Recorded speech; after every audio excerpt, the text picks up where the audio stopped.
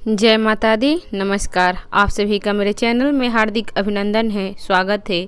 आइए जानते हैं चैत्र नवरात्रि 2023 में कन्या पूजन कब है और कन्या पूजन में किन बातों का ध्यान रखना होगा, तभी मिलेगा लाभ। चैत्र नवरात्रि समापन की ओर बढ़ रहे हैं और कन्या पूजन के साथ इस पवित्र पर्व को समापन हो जाएगा। कुछ लोग नवरात्रि के अष्टमी तिथि को कन्या पूजन करते हैं तो कुछ नवमी तिथि को कन्या पूजन करते हैं। कन्या पूजन में कुछ नियमों का ध्यान जरूर रखना चाहिए। तो आइए जानते हैं कन्या पूजन के नियम और विधि। नवरात्रि की अष्टमी या नवमी तिथि को कन्या पूजन करने का विधान रहा है। इस दौरान कन्याओं को घर पर बुलाया जाता है और उनकी पूजा कर भोजन करवाया जाता है। कन्या पूजन के बाद ही नवरात्रि की संपूर्ण पूजा मानी जाती है।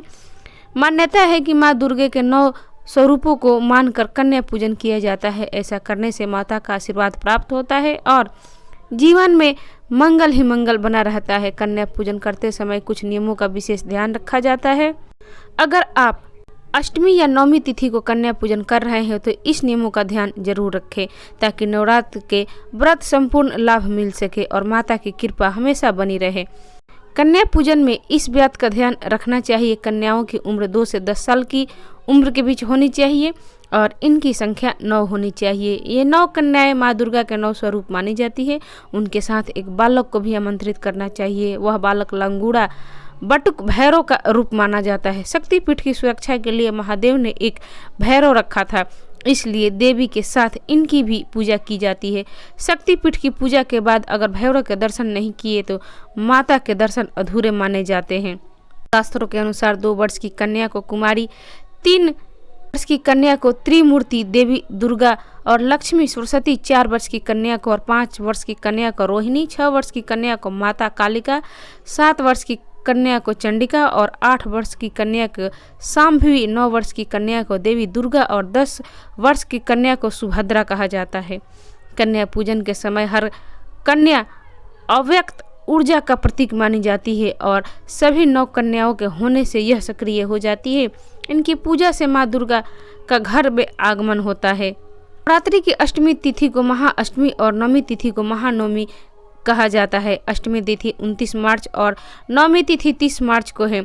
अष्टमी तिथि पर माँ दुर्गा की 8वीं शक्ति महागौरी और नवमी तिथि पर माँ सिद्धिदात्री की पूजा की जाती है। इन तिथियों पर बेहद शुभ योग बन रहे हैं, जिसमें इस दिन का महत्व और भी बढ़ जाता है। 29 मार्च को रवि योग और 30 मार्च को गुरु योग के साथ अमृत सिद्ध योग का शुभ बन रहा है।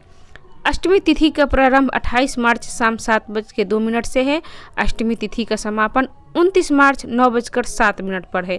नवमी तिथि का प्रारंभ 29 मार्च 9:07 से है। नवमी तिथि का समापन 30 मार्च रात 11:30 पर है। अष्टमी तिथि कन्या पूजन का शुभ मुहूर्त है 30 मार्च सुबह 12:13 तक। नवमी तिथि का कन्या पूजन का मुहूर्त है सुबह 6:14 से दोपहर 4:05 तक। कन्या पूजन करने से एक दिन पहले कन्याओं को आमंत्रित करें। अगर आप अष्टमी को कन्या पूजन कर रहे हो तो सप्तमी तिथि को कन्याओं को आमंत्रित कर ले और अगर नवमी तिथि को कर रहे हैं तो अष्टमी तिथि को आमंत्रित करें। साथ ही अपने पूरे घर को साफ करें, क्योंकि घर में आने वाली कन्याएं माँ दुर्गा की प्रतीक होती है।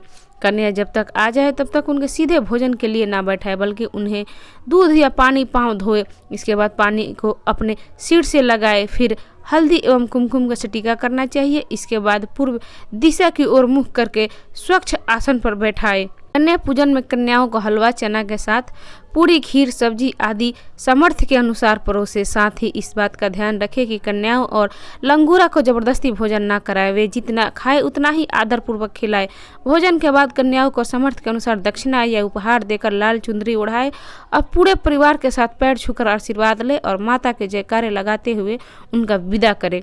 तो भक्तगण, ये थी कन्या पूजन से जुड़ी प्रस्तुति। आपको कैसी लगी? अच्छी लगी तो इसे लाइक करें, शेयर करें, मेरे चैनल को सब्सक्राइब करें और जानकारी प्राप्त करने के लिए आप सभी का धन्यवाद। नमस्कार। जय माता दी।